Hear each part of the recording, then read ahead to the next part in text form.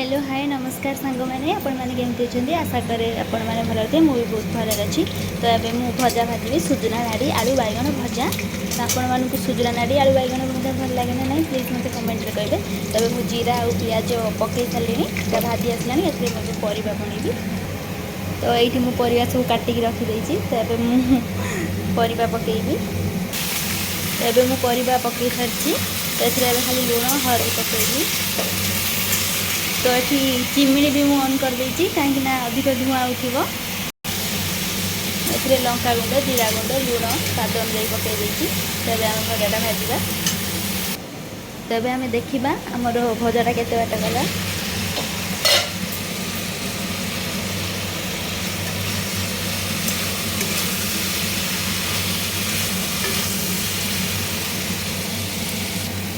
तो एबे आमर भजाटा प्राय हो आसला।